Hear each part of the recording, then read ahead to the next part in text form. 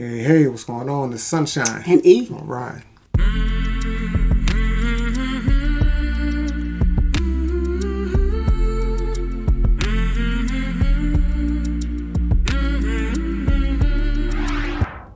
Hey everybody, what's shaking? Sunshine and E is shaking back in the house. Right. Yeah, so we're back. We're doing more videos. So this is a part 2 of.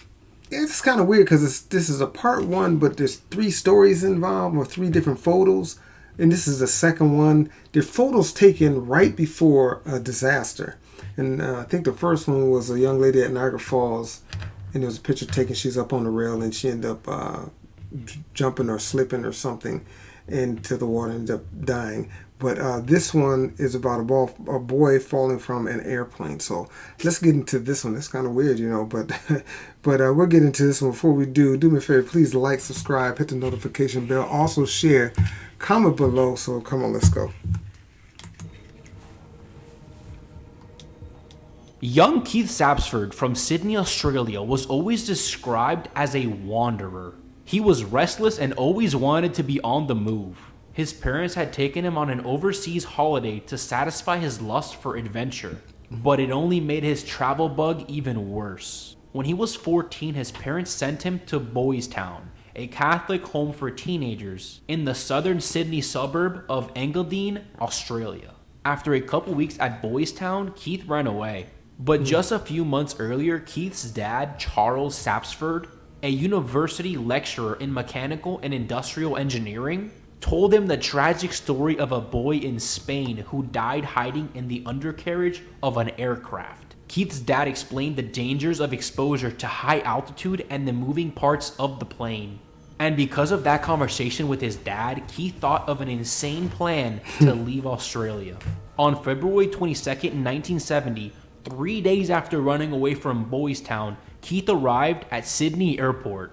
At the time, regulations at major travel hubs like airports were not nearly as strict as they are today. This allowed the teen to sneak onto the tarmac with ease. And if you don't know, the tarmac is basically where the airplanes are and where the airplanes take off. He climbed up the wheel compartment of a Douglas DC-8 airplane that was bound for Tokyo. It took a few hours for the plane to depart, with Sapsford waiting in the wheel compartment. Ultimately, the aircraft did as planned and took off. And this is when the story gets absolutely insane. Coincidentally, at the same time, unaware of the tragedy that was about to unfold before him, amateur photographer John Gilpin was taking photos of airplanes taking off and landing at the airport. When he accidentally captured the precise moment, Keith fell over 200 feet from the plane as it took off. In fact, Gilpin wasn't even aware of the tragedy while it was happening. It wasn't until a week later when he was developing the photos that he saw the figure of a boy falling from the plane, feet first, with his hands near his head. Keith died from falling when the door of the plane's wheel compartment opened. Police determined he did not realize that the compartment would open when the airborne plane's wheels retracted. As Keith was falling from the airplane, a university student was sunbasking in the backyard of his home that was right next to the Sydney airport. When out of the literal clear blue sky, a body landed just centimeters from him with such a strong force, it created a crater in the ground. It was the body of Keith that fell out of the plane as it took off. Wow. I thought this was about this young man who, that's weird right there. That's just, ooh.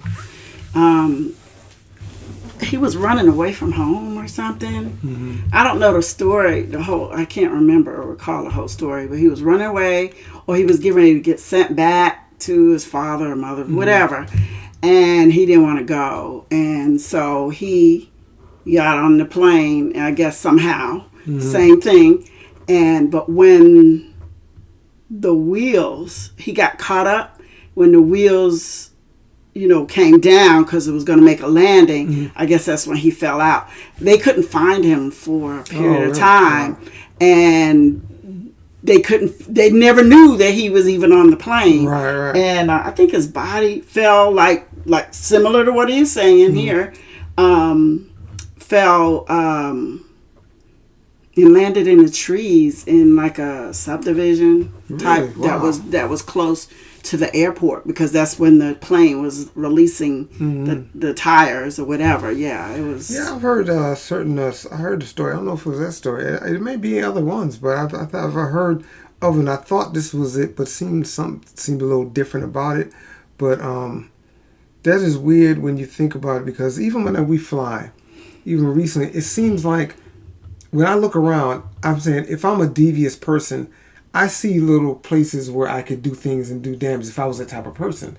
But the ones that really follow the rules and those are the ones that really you can't get away with nothing. You got a person checkpoint here. So if you do what you're supposed to do, everything really works. But there are opportunities in situations like that where it's either a lot of people around, like at a stadium, and there's a lot of stuff you can do. If you were that devious type of person, but that's nothing I would want to really. If I was to sneak on a plane, I'd rather sneak on like as cargo or something where they're putting you in places going to be safe.